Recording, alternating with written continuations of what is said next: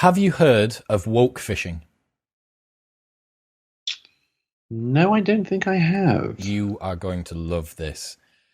The New York Post sums it up as the wokefish dating trend. Shady men are pretending to be progressive on apps in an effort to bed progressive girls.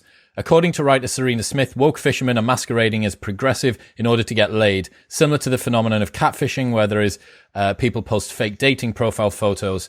And there's a quote here from Reddit of a particular successful woke fisherman who said, "It worked.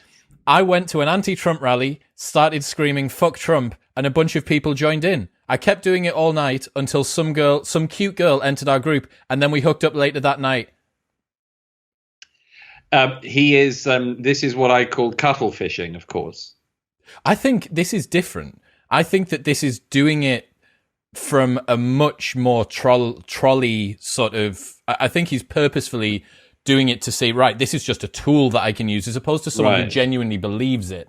I think No. But I always said the cuttlefish didn't believe it. You not think? I think that some of the guys are so self-deceptive that they genuinely believe that that's what they're doing. It's just their method of getting themselves in. One of my favorite conversations that I've had regularly in the years since Madness of Crowds came out was with young heterosexual men who I described the cuttlefish maneuver to, and they burst out laughing because that was their dating strategy of choice. It's the laughter of self-recognition. It's happened so many times in the last year, and I do think it's cynical.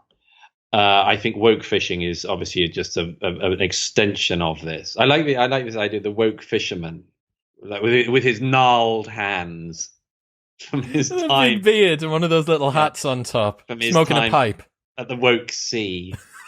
But these people deserve each other, and of course, it's all a consequence again of us not having the conversations we should have been able to have. If we had reasonable conversations about men and women and relations between the sexes, instead of allowing the craziest and most deranged and unhappy people to dictate all of the weather, then you wouldn't be able to have the situation where one person, knowing they're being a liar, attracts another person who they have contempt for. Well, I mean, which seems to me to be a suboptimal start to a relationship. Perhaps. Also, if the difference between you sleeping with someone and not sleeping with someone is whether or not they shout "fuck Trump," I think that there's something amiss here with, the knobs and the dials need to be adjusted. There's more than a little bit that's wrong with that. I don't think you should just restrict yourself to one thing being wrong with that. There's an awful lot of oddities in this, by the way. But in general, in recent years, the politicization of dating is something that's very, very interesting. And what I'm always interested in that is the way in which it's one directional. As far as I know, on gay and straight dating apps, you don't find people saying no Democrats or no pro EU. It's only ever the other way around. So there's a running joke. No Brexiteers, no Trumpies. There's a running joke in the dating scene. Any guy who puts moderate on Hinge is a Republican.